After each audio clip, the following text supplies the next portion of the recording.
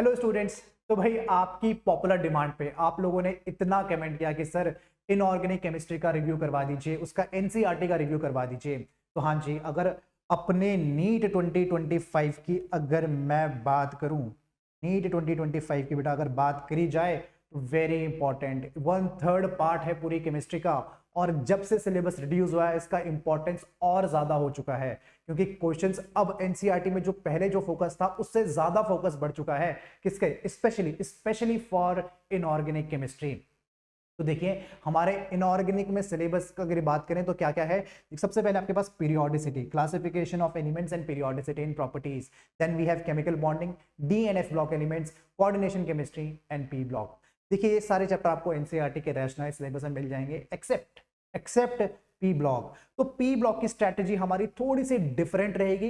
खुद से पढ़ना स्टार्ट मत करना पी ब्लॉक आए, ये डिस्क्लेमर है आपके लिए, बिल्कुल एब्सोल्युटली खुद से कोई पी ब्लॉक नहीं पढ़ेगा। इसके लिए मैं आपको अलग से चीजें बताऊंगा कि पी ब्लॉक हमें कैसे पढ़ना है।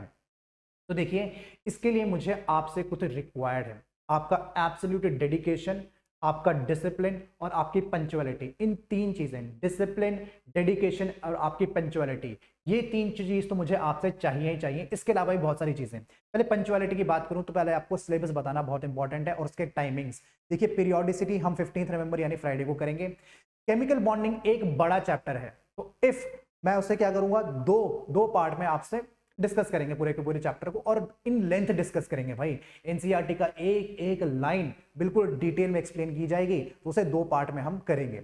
डी एंड एफ ब्लॉक उसके बाद होगा 21 नवंबर को, देन कोऑर्डिनेशन केमिस्ट्री 23 नवंबर। पी ब्लॉक का सिलेबस देखिए, ये अपडेटेड सिलेबस है, ये एक अपडेटेड सिलेबस है। तो एक बार हम यहां तक कोऑर्डिनेशन हमने खत्म कर दिया, तो पी ब्लॉक हम बिल्कुल संतुष्टि के साथ बहुत प्यार से नए सिलेबस के हिसाब से पढ़ेंगे। पुराना एनसीईआरटी का नहीं उठा के देखेंगे, या फिर जो रिक्वायर्ड होगा सिर्फ वही उठाएंगे। तो पी ब्लॉक में आप मेरे पे आंख बंद करके भरोसा कर सकते हैं, ठीक है। तो पी ब्लॉक की बात बाद में करेंगे, पहले हमारा फोकस रहेगा हमें ये 4 चैप्टर बहुत ही अच्छे से बिल्कुल क्लैरिटी के साथ करना है, ठीक है। तो अप्रोच की बात करें, सर हम क्या अप्रोच रखने वाले हैं एनसीईआरटी को रिव्यू करने के लिए इनऑर्गेनिक के केस में। देखिए मुझे कुछ रिक्वायर्ड है। सबसे पहली बात, आपके पास एनसीईआरटी होनी चाहिए, डिजिटल कॉपी नहीं। मुझे आपके पास चाहिए कि आपके पास एक हार्ड कॉपी हो। क्या? एक हार्ड कॉपी हो आपके पास। I need that from you. ऐसे नहीं कि पीडीएफ पढ़ रहे हो, लैपटॉप में चला दिया, नो नॉट लाइक दैट। मुझे एक आपके हाथ में एनसीईआरटी की किताब चाहिए, ठीक है, बोथ 11 12 बोथ पार्ट्स, ठीक है। तो ये होना चाहिए। इसमें जो जो चीजें मैं एक्सप्लेन करूंगा, देखिए कुछ चीजें होती हैं जो सिर्फ हम क्या करते हैं, जो सिर्फ हम उसमें हाईलाइट करते हैं कि हाँ कभी पूछ लिया तो पूछ लिया, लेकिन मैं आपको जब करवाऊंगा तो मैं आपको पूरा पैराग्राफ मार्क करवा के, आपको पैराग्राफ मार्किंग करवा के उसकी मैं टैगिंग करवाऊंगा और वहां से एक नया क्वेश्चन भी बना के दूंगा। देखो ये क्वेश्चन यहां से बन सकता है।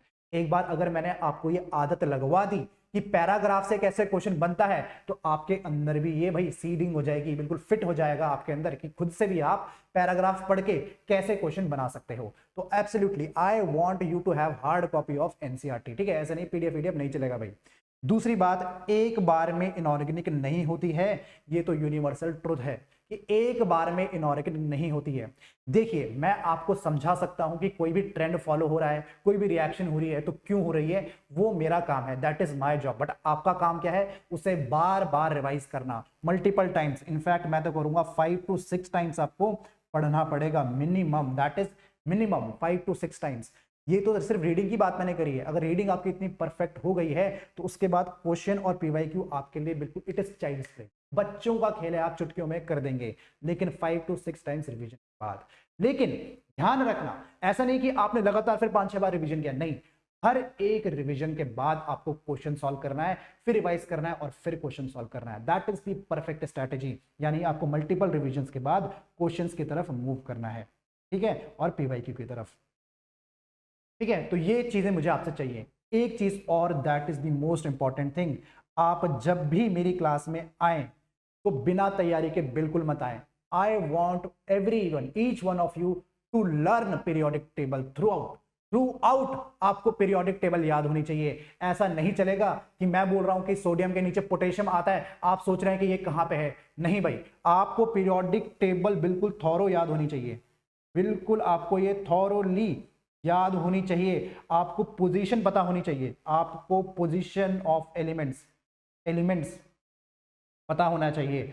Atomic number, atomic number, atomic number और एटॉमिक मास कॉमन एलिमेंट्स। मैं ये नहीं बोलूंगा, सब बोलते हैं कि एटॉमिक नंबर 30 तक कर लो, मैं ये नहीं बोलूंगा 30 तक तो करना ही है, there is no other way, 30 तक तो करना ही है, लेकिन आपको जो मोस्ट कॉमन एलिमेंट्स हैं उनकी मार्किंग भी आपको आनी चाहिए। तो ठीक है, इस चीज को एब्सोल्युटली पीरियोडिक टेबल बिना याद करे कोई आएगा तो भाई उसका बहुत बड़ा नुकसान है, मेरे लिए बहुत बड़ी प्रॉब्लम हो जाएगी।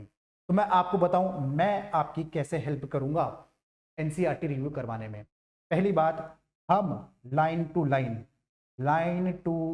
लाइन इसको रीडिंग करके, इसकी पहले अपन करेंगे रीडिंग एंड देन उसको करेंगे एक्सप्लेन। बट ऐसा जरूरी नहीं है, ये मेरा तरीका नहीं है। रीडिंग और एक्सप्लेन तो चलो हो जाता है, बहुत अच्छी बात है। मैं जो अप्रोच फॉलो करूंगा बेटा, मैं लिखूंगा हेडिंग, एनसीईआरटी की हेडिंग लिखी जाएगी, तो ऑब्वियसली वहां पे पहले से प्रेजेंट होगी, उसके नीचे पैराग्राफ भी होगा, लेकिन I will first explain most of the times I will first explain and then I will read lines and then again I will explain कि what that line means। यानी कि first explain then read और फिर हम उसको final conclude करेंगे कि फिर उस लाइन का मतलब है क्या। एंड इफ पॉसिबल अगर वहां से क्वेश्चन बना तो वहां से क्वेश्चन भी बनाएंगे। बिल्कुल परफेक्ट अप्रोच। लेकिन क्या यहां पे खत्म करेंगे? नहीं जी, बिल्कुल नहीं। अगर वहां से कोई पीवाईक्यू आया है तो वो टैगिंग की जिम्मेदारी पूरी की पूरी मेरी है, आपको बस मेरे साथ रहना है, ठीक है।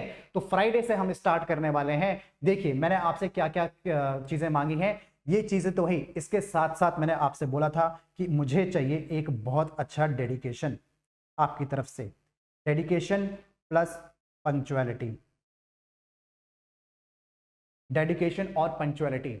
अगर मैंने कहा है कि 5 बजे शाम को क्लास होगी तो 5 बजे मुझे आप यहां दिख जाने चाहिए। And you have to answer if I ask you a question, भले गलत दो, I will correct that, but you have to answer. तो आपको डेडिकेशन और पंक्चुअलिटी इनऑर्गेनिक में शो करनी पड़ेगी भाई। अगर आप ये सारी चीजें फॉलो करते हैं, अगर मुझे आप डेडिकेशन दिखाते हैं, डिसिप्लिन दिखाते हैं, पंक्चुअलिटी दिखाते हैं, तो आप रेडी हैं एक 5 डे चैलेंज के लिए। अगर आपको सारी चीजें एक्सेप्ट हैं तो आपको ये चैलेंज भी एक्सेप्ट करना पड़ेगा। There is no way out. मेरे को कमेंट सेक्शन में बताओ, मुझे आप कमेंट करके बताओ, do you accept it, do you accept this challenge? क्या ये आपको मंजूर है? अगर आप एब्सोल्यूट डेडिकेशन शो करते हैं, ये पंक्चुअलिटी शो करते हैं, ये डिसिप्लिन शो करते हैं, और आप एनसीईआरटी बिल्कुल हार्ड कॉपी अपने साथ लेके बैठे हैं, पीरियोडिक टेबल आपको याद है, मल्टीपल रिविजन्स करने के लिए आप रेडी हैं, और मेरे पढ़ाने के बाद आप क्वेश्चन और पीवाईक्यू भी करेंगे। इसका पीडीएफ मैं आपको दूंगा क्वेश्चन और पीवाईक्यू का, साथ में इसकी वीडियो सॉल्यूशन भी दूंगा, समय आने पर सब दिया जाएगा। उससे पहले आपको इनऑर्गेनिक की थ्योरी की एटलीस्ट और एनसीईआरटी की आपको मास्टरी करनी पड़ेगी। क्या मास्टरी? और वो मास्टरी बिना इस चैलेंज को एक्सेप्ट किए नहीं आएगी, बिल्कुल नहीं आएगी।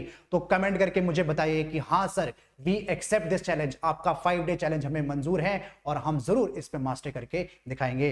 तो ठीक है, आपको मैं मिलूंगा 15th of November, that is Friday को। I want your attendance there, आप वहां पे प्रेजेंट होना चाहिए एनसीईआरटी के साथ, ठीक है। तो thank you very much, that was all from my side.